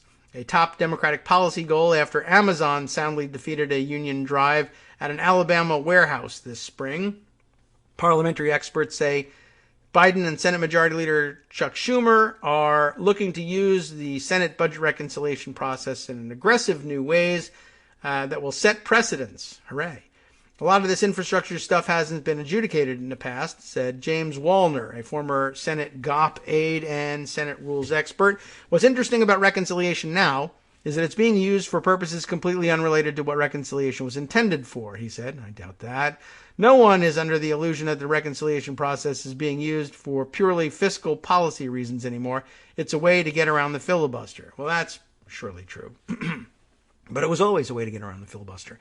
The question is whether or not investment in infrastructure, passes muster under the Byrd rule. And I guess probably rules making it easier to organize unions, probably a tough sell to come up with a solid budgetary impact that's likely to impress the folks at the parliamentarian's office. Unless they change the makeup of the parliamentarian's office, either with a new parliamentarian or same parliamentarian, but advised by more open-minded economists, I guess. But Wallner says nothing new here, in my view, and probably not in Jones either. Let's see. The reconciliation process, some background, are established by the 1974 Congressional Budget Act to make it easier for Congress to reduce the deficit, maybe, by setting aside the traditional 60-vote hurdle, which wasn't the actual hurdle in 1974. Take note of that, by the way. Setting aside the traditional 60-vote hurdle for passing legislation in the Senate, over the years, the interpretation of what constitutes reconciliation has become steadily more expansive. That, I think, largely, you could lay that one at the feet of the GOP. To the extent that it was intended to reduce the deficit, it is the Republicans chiefly alone responsible for reversing that assumption in using it to pass tax cuts, which, of course, increased the deficit. However, of course, they sent economists out there to insist that it would reduce the deficit, and it has never been true. They're completely wrong on that one, but they still continue to use it. The other footnote here, one, don't perpetuate the myth of saying that there's a traditional 60-vote hurdle for passing legislation in the Senate. There is not. Of course, the real hurdle for passing legislation in the Senate, majority vote. Invoking cloture, well, yes. There we have a 60-vote hurdle. Is it traditional? No, it is not. And at the time that it was established, reconciliation, in the 1974 Congressional Budget Act, in 1974, what was the hurdle for invoking cloture on legislation? And the answer is it was a 2/3 vote, 67 votes in a 100-person Senate. But, of course, 2/3 of those present and voting, as opposed to 3/5 now, 60-vote threshold. But of those chosen and sworn, so you have to come up with an affirmative 60, a vote of 59-0 to invoke cloture fails. A vote of 59-0 in 1974, when the threshold was ostensibly 67 votes, a vote of 59-0 invoked cloture. Not because 59 votes represented 2/3 of the Senate, but because it would have represented the 2/3 of those there present and voting. Another real mistake in revising things. Though I won't lay the blame at the feet of Walter Mondale because, of course, he's just recently departed. And really, I'm sure they thought, of course people will show up for these important votes, even though in the past they hadn't. All right. Anyway, Republicans scored I skipped ahead. It will be up to Senate parliamentarian Elizabeth McDonough to decide how far Democrats can stretch the reconciliation process. That's true. Republicans scored a big victory in February when McDonough ruled that Democrats could not include language in Biden's $1.9 trillion coronavirus relief bill to raise the federal minimum wage by $15 in 2025. That's got a lot of subtext to it all by itself. It's supposed to be objective, straight-ahead reporting, but just do remember that the Republicans considered it a big victory to deny minimum wage workers any additional increase in their wages and benefits. That's true. And you should take that away from your reading. Let's see. There's a little bit more, and we won't get through it before our next break. But now we can just dive into it with Joan, which is a lot more interesting way a lot more interesting way to explore the subject than me just reading you this thing. Although I love making notes on these things. She's probably got some as well and is working through probably a post shortly to come on the front pages of Daily Coast about this. We will return after a 2-minute break with Joan on hand to discuss this and jumping around to see. I'll spend the 2-minute break setting up the discussion with her and skimming through the rest of this thing. Pretty interesting, and well, we'll expand on it next. Hi everybody, it's me, David. Let's change things up from the old fundraising pitch for just a minute and talk instead about how you can be a part of our show. If you've got a smartphone or any other electronic recording device, why not sit down and record a segment for us? Read us an important article and give us your take. Read one of your own original essays, or even just give us your commentary on something you'd like to share that's important to you. Then send the file to me at kagrox@gmail.com, and I'll try and work it into the show. Short segments, a few minutes in length, are easiest to fit in. And of course, I can't always guarantee that I'll be able to play everything, but if you've ever shouted at your radio or TV about something you wish was being covered, here's your chance to change that. Make the show your own. Send your submissions to me at kagrox@gmail.com.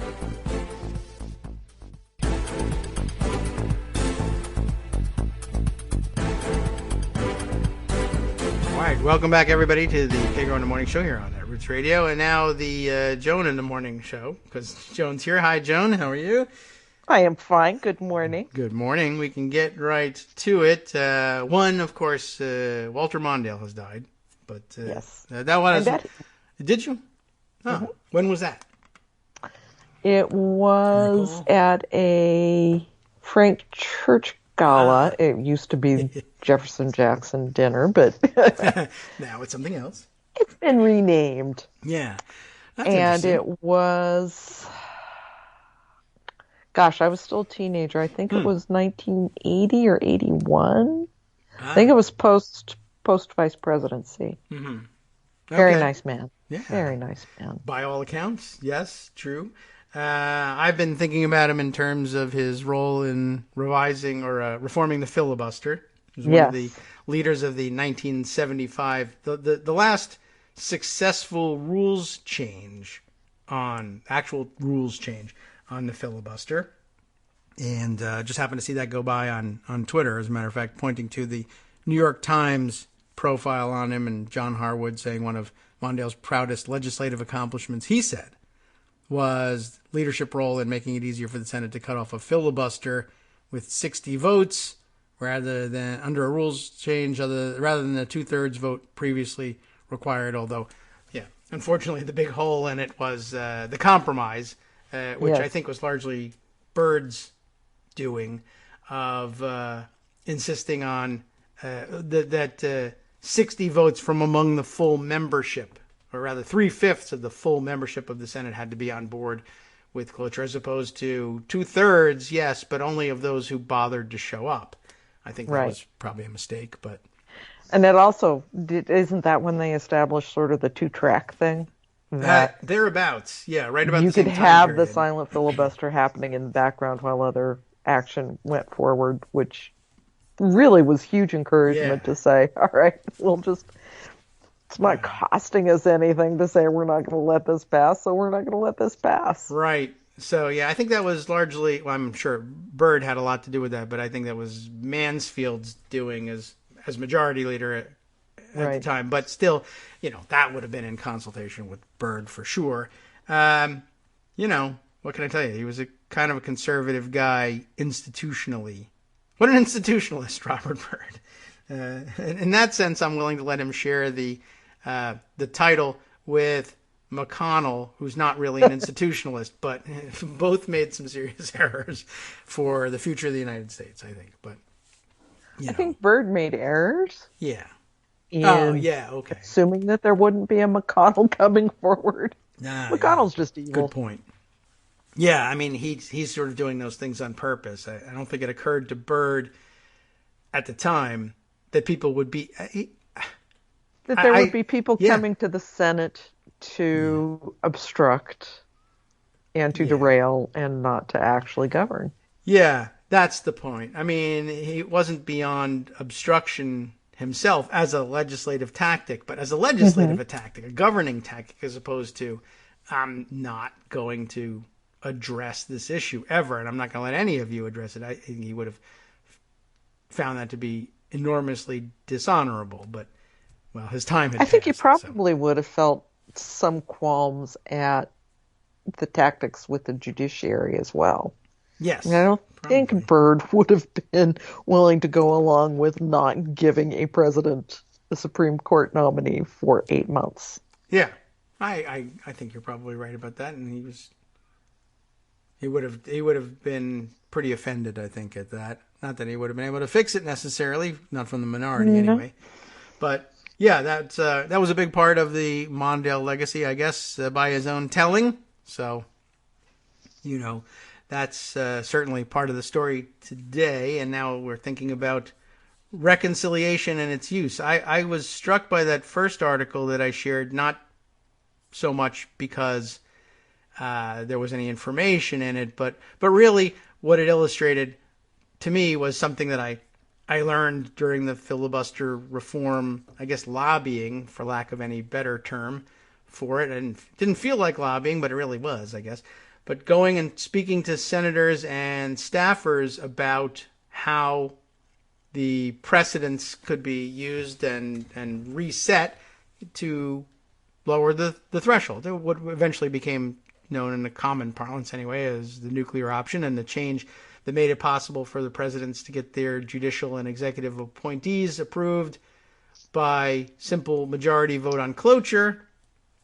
For several years, that was, you would go and speak to senators and they would say, no, that's not actually how it works. You poor dear, you don't understand the real rules, which are these, except, of course, it was like, well, it wasn't a matter of understanding. I just read what happened in 1975. Right. And that's real and it's true. And some of you were even here in the Senate or even working as staffers when this happened. And that you've forgotten it is weird. But yeah, sometimes this is the hard part for people to believe. That for the most part, they don't know what's going on. Yeah. Senators aren't familiar with the rules. They have people for that. And the rules that are used every day, they understand. But the rules that are arcane, somebody will explain it to me. When I get back to my office, they'll explain. And I'll get it. I'm a smart guy, smart woman. But I'm not a smart woman. But, you are. So that's why we brought you here, so that we can say this. We're smart people. We understand these things. That's one thing, a lot of times you see that they're just not up on current events. Mm-hmm. And you can say, well, yeah, they're really busy. Yeah. So, of course, they're not like us, consuming all of the news at every moment. They don't know everything that's going on. You can give them a little slack for that. Sure. For not getting the basic procedures under which they are operating. Yeah. And understand the ins and outs and figure out how to, for lack of a better word, manipulate them. That's really discouraging. It feels that way, yeah. But again, for you and I to take the afternoon to read through this rule, like nobody suffers if you and I waste an afternoon doing that. Right. But as a senator, well, some important things will probably not get done if that happens. But yeah, but you would think they would be up on it. But it's the basic operating procedures. Yes. For them that they really should be getting a grasp on as soon as they're sworn in. Yeah. I mean, really, what are they doing at orientation? Finding the bathrooms. Yeah. Particularly for the women. That was actually an issue. Yes. Locating them is a challenge if you're a woman on the Hill. Right. But, they learn some of the ins and outs, and there's, some basic legislating skills that they'll pick up if they don't happen to have any. But, the fastest way to fit their training in the week or two that they give them to learn what should be, one of the most important jobs in the country, they have to use shorthand. Like everybody knows it takes 60 votes to do anything. That's enough to train them with quickly. And somebody will tell you different later if necessary. But it was a little bit surprising and a little surprising to see everybody getting upset about senators not knowing the ins and outs of every rule, especially a brand new ruling like this parliamentarian's proclamation. But but they ought to start talking about it. They ought to be figuring out exactly what it's supposed to mean soon. I'm not sure, to give them a little bit of leeway, I'm not sure how much McDonough has provided to them. There's not a whole lot. I don't know that they have say. an official written out ruling saying this is what you can do, this is what you can't do. Yeah. They haven't been asked. She wouldn't do anything like that yet, I don't think. They haven't been asked. But, yeah, what it really means, and they'll have some discussion during one of their Tuesday luncheons, maybe today. That'll tell Perhaps. them, all it means is, we could do, if we decide to do a revised budget resolution, and there's a lot of work that would go into that. You can't just make it up, especially if we want to shoehorn stuff in using reconciliation. Right, so we're going to rewrite the budget somehow, and there should be some rational basis for doing that. We have to come up with that, and then we'll throw in some instructions that say, find us some, change the budget with respect to what we're calling infrastructure, whatever that may be, in the following areas, and we'll give instructions. All it means is, yes, we can use reconciliation again. Then there's the roadblock of Joe Manchin, and Manchin felt like he had to say something that would put it in doubt that reconciliation could be used so that he could be courted on things. Right. And apparently he's already gotten one win. Okay. Axios reported yesterday, whether or not it's true, that Biden will probably be willing to go down to 25% as the new corporate tax rate. Okay. Yeah, I did see that. I'll have to fish that out. But despite the fact that Biden at 28% went exactly to the middle between the previous rate of 35% and the Trump tax scam rate of 21%. He said, okay, right in the middle, 28. What a mistake. Once again. What a mistake. Yeah. All right. Right. Well, we have to split the difference and come to the center. All right, I'll go to the center. Well, now I need you to go to the center from where you just went to and where I am. So, in other words, come 3/4 of the way my direction. Because, as you know, the impoverished populations of West Virginia were like, how am I going to eat? How am I going to put food on the table if corporations have to pay 28% rather than 25% tax? That is a kitchen table issue in West Virginia. I'm sure it is. So, huge issue. Yeah. And thank you for saving corporate America or something. Okay, so fine, he's demanding these things, and sometimes it feels like he's just doing it to say, have I still got it? Yeah. Joe Manchin. I don't know why he's doing these things, but why, I guess, just doesn't matter when he is doing them. And as you were suggesting, he doesn't have such a great grasp on what his job actually is. Yeah, like the idea that a budget reconciliation process cuts out Republicans after you have votorama and hours and hours and hours and hours of debate on the Senate floor. Yeah, I see where the basis of that is coming from. The press has been reporting that the use of reconciliation is a way to. They report it as a way to cut Republicans out, but it doesn't. I mean, it makes them unnecessary, but not unwelcome. They would love to have Republican Precisely. votes. Please give them to us. And, Manchin himself says there are 10 Republicans that will go along with reconciliation or with infrastructure or with voting rights, although he calls it voting reform, which tells you where he's coming from on that. Right. But the juxtaposition of these two articles from the Hill was what really got me. Mm-hmm. Yeah. Here's Manchin and Democrats saying, well, okay, budget reconciliation because we don't have Republicans. Manchin saying, well, we can get Republicans.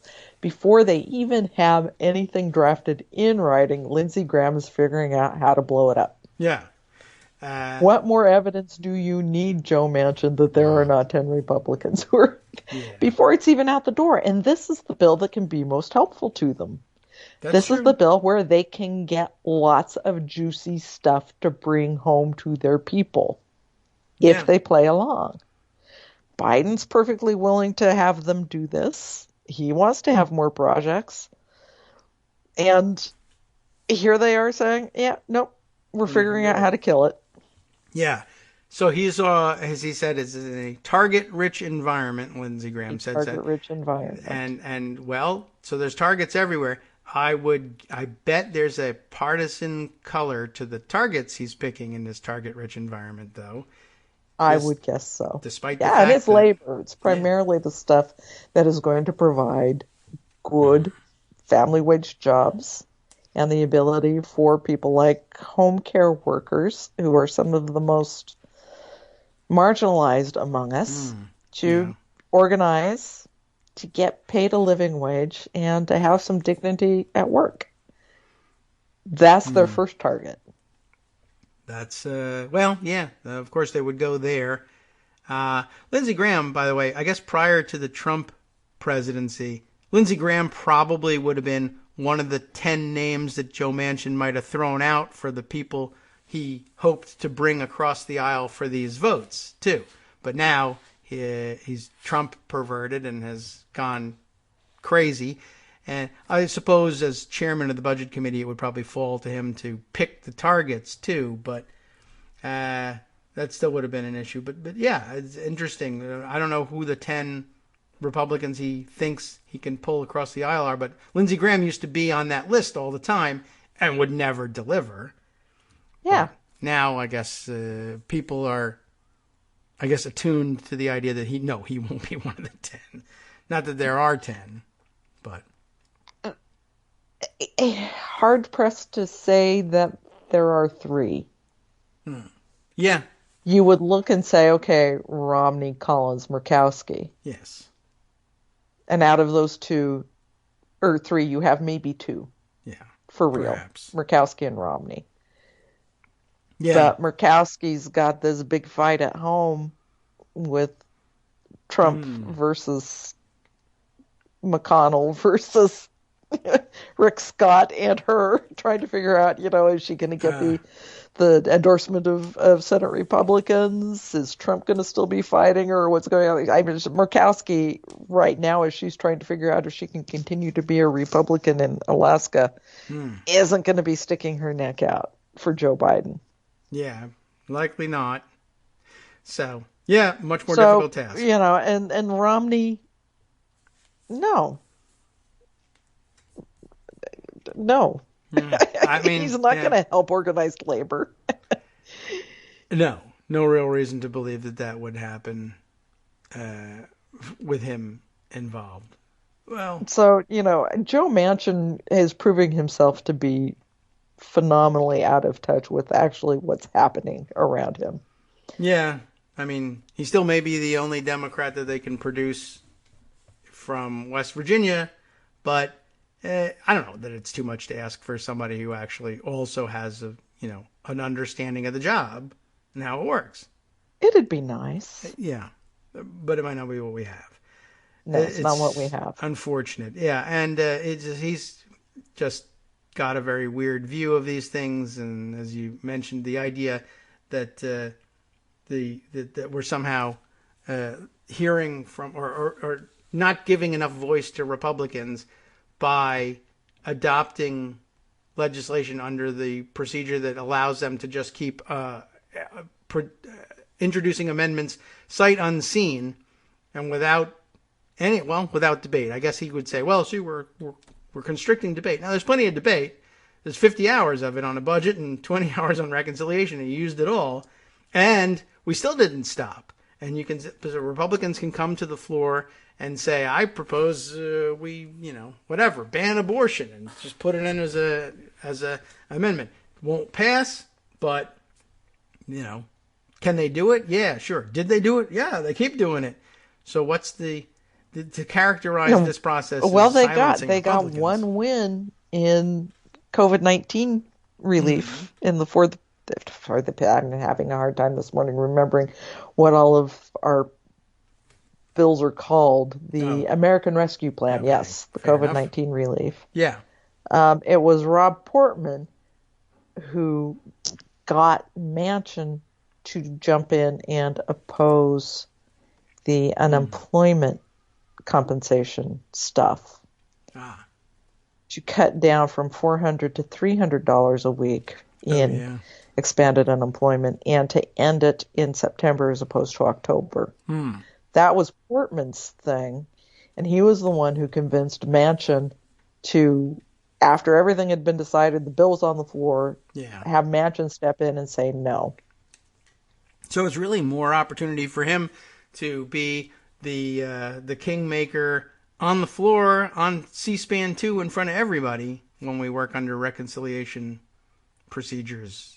He should be enjoying, but it's an awful lot of work, and you got to monitor things. That 12 hours or whatever it was that they stayed on the one amendment vote was Joe Manchin stepping up and saying, oh, I could have done this a week ago when we were talking about this. I could have actually, when we were writing this and you asked me if you're okay with all of this and we can go to the floor with it, I could have said then, oh, wait, no, what about this unemployment thing? No, we wait until it's on the floor. Rob Portman sidles up to me and says, you know.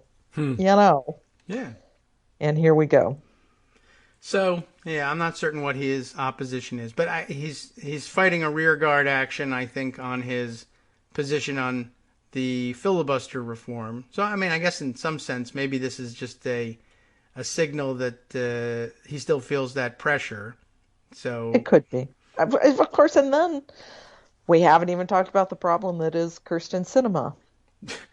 Yes, she made a spectacle of herself over the weekend, I guess, too. Yes, she Circulating did. another dumb picture, but I don't know. I don't know what drives and what that's about, I have no clue. I mean, it's her version of Melania Trump with the "I don't care, do you" jacket. I guess so. Weird. Her F off ring and sangria and pink beret. Or Newsboy. Well, she's a wacky person, and fine, otherwise, I would normally think, okay, that's interesting. You have your own personal style. Like, who cares about that? The only reason that she's doing this job is that so she can be that wacky person. I don't know what else she's doing with it. It's a miracle that she is where she is, and I a lot of it is sort of accident of history, quite honestly. Yeah. But okay, so and she's a great deal of opportunism on her part. Mm-hmm. Yeah, she's certainly an ideological chameleon. Yeah. To go from a Ralph Nader worker Green Party bisexual person to whatever this is now. It's quite a transformation, and I don't know whether I don't know whether to chalk it up to brilliant opportunism or just no one will take this role on because it's an impossible thing for Democrats to win statewide in Arizona. Then it wasn't, and she was the one standing there. And I guess lesson to Democrats and progressives that, one, never leave anyone unchallenged. Two, don't take it for granted that she can't win in these situations. Although at the time, I guess she might have seemed like she was a more progressive person, but we just didn't understand. She portrayed herself as a more progressive person. Yeah. So all of the words out of her mouth suggested that she was. Yeah. And I don't know whether it was just never true or she realized, oh my God, I guess you could pretend I realized the awesome responsibility of holding this seat. And I had to, mitigate. But then... clearly, given her behavior, she doesn't understand the awesome responsibility of being a senator. I guess not. If I would have understood. I got a tack to the middle to hold this thing. All right. So the F offering probably, maybe not a part of that uniform, but she's quirky. So I don't know. She's a bit weird. So then there's the problem of Sinema, who could possibly be brought in line. Who's head of the DSCC this cycle? Do you know? Do you remember? Offhand, I do not. I'll check it while you're. Hopefully it's a hard ass who's going to bring the hard assness down on her. We'll see. Let's see. Gary Peters. No, Gary Peters. No, not really it is a hard not. ass. Well, But a good guy, hard ass. a very good guy. Don't know. Yeah. So who knows? Maybe somehow, maybe a staffer who will say, a good guy thing to do would be tough. Well, I assume now that Democrats in Arizona, and particularly the progressive wing of the Democratic Party in Arizona, is already on the hunt for their primary opponent. I really, really hope so. I guess. Because I think that's what's going to be needed to bring Sinema in line. I don't think she's going to be willing to flip parties. Because she can't be flaky enough to think that she could have any impact at all among Republicans, that they would pay any attention to her. Yeah, I have a hard time believing that one. So, well, it is an interesting act that they keep up about this, and I guess their filibuster position dictates their weirdness on reconciliation, because it's a way around that thing which makes them powerful. They need to be a stick in the mud about reconciliation too, because if it turns out to be a way to govern without having to deal with the filibuster, then what? But even so, in a 50-50 Senate, you're still in exactly the same position. Right. We need you to be one of the 50 votes again on reforming the filibuster, and you won't be. We also need you to be one of the votes on passing a reconciliation bill. You have that option. You don't need to oppose reconciliation. This is what we got. If we're going to get anything done, here are our choices. It's just incredibly frustrating that the two possibly most unserious Democrats in the conference are the two that are the linchpins for getting anything done in this extremely serious situation. It's incredible to me. Well, those are just the rules of the game again. It's the chain's weakest links. That's when you find out who they are. One of them has a ring, so I guess that explains things. All right. Well, so any indication? I guess we just don't have anything solid on when reconciliation. No. Biden's been talking to Republicans and doing his inviting them along thing. I have some trust in him not caving to them after watching him in the American Rescue Plan. Yes. He really did good by us. His budget proposal was quite good. Mm-hmm. So, it's weird to say that I trust Biden's instincts on progressive values in this bill. But you are there now. Because that's a scary place to be, but I do. So when he's reaching out to Republicans, it could be him saying to Manchin, Chris Coons, whoever else, look, I'm going to show you how serious they are about not helping me by telling them, here, do what you will. I want to hear from you. I want to hear your best ideas. And when we don't get them and when they don't allow it to happen, here you go. Yeah. Well, they must certainly with most of them you could point to, history and say, think back on healthcare. How long has it been since we've said, please, give us your ideas. What are you going to replace it with when you repeal Obamacare? Right. Well, the same thing will happen with infrastructure, guys. Some of them are kind of slow learners. Once again, Chris Coons, Joe Biden's best friend. Yeah, I guess so. I am surprised that they haven't figured that out. By next week, if you're available to come by on Tuesday again, we will be one day before the pseudo State of the Union, non-State of the Union joint address to the joint session. I'm a possible. I'm actually on vacation that week and the week. Well, after. I would do it if I were on vacation. If I have to get up early anyway, so. Okay. Well, look, if it happens, it happens. Great. Okay. But at least you'll be on vacation too, if you want. That means you won't have to live blog the address. You can just watch it. I will not. Or you could skip it entirely if you really want a vacation. But that'll be coming up, and I'm not a great lover of all of those things, but maybe by that time we'll have some sense of what's going to be in the speech. We'll find out whether Ted Nugent is going to survive. All the things that have you on your edge of your seat. Yeah, I'm very concerned about Ted Nugent. I can imagine. Well, you're a compassionate person, just like me. Probably more so, but okay. Thanks, Joan, for coming by. You had compassion for the show today. You are most welcome. Appreciate it. And if we don't speak to you, have a great vacation. And if we do, have a great vacation also. I don't know. I'm not going to ruin your vacation. Have an even better one by coming by again. We'll talk to you again soon. That's the plan. Take care. From networksradio.com, you have been listening to Kagro in the Morning with David Waldman. How did you enjoy it? And how much will you enjoy the West Coast Cookbook and Speakeasy coming up next?